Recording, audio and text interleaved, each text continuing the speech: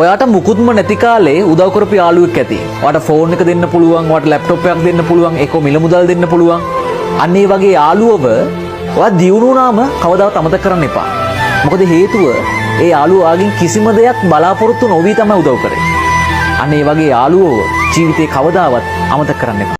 ගොඩක් අය හිතන්නේ අපි ඇවිල්ලා ගොස්පල් රයිඩර්ස්ලා වගේ රවුන්ඩ් ගහනවා කියලා.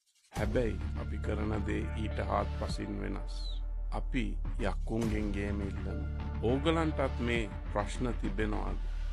ඕගලන් මුදල් වියදම් කරලා උන්ගෙන් ගැලවෙන්න බැරුව ගෙදර ඉන්නවාද?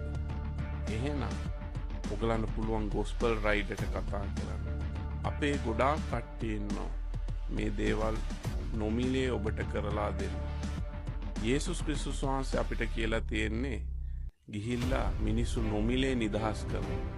මේ පෙරේතාත්ම, යක්ෂාත්ම ඒ වගේ දේවල් වලින් නොමිලේ උන්ට නිදහස දීලා උන්ට ගැලවීම දෙන්න කියලා යේසුස් වහන්සේ අපිට උපදෙස් දීලා තියෙනවා.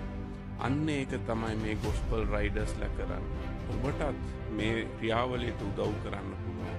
ඒ වගේම ඔයගලගේ ගම්වල ඒ වගේ ස්ථානවලට අපි එනවා. අපි ඇවිල්ලා ඔයගලගේ නිදහස, ඔයගලගේ නිදහස යේසුස් ක්‍රිස්තුස් වහන්සේ තුලින් ලබලා දෙනවා. ඉතින් අපිත් එක්ක එකතු ගොස්පල් රයිඩර් කතා යෝ මා ඉඳනාද හරියට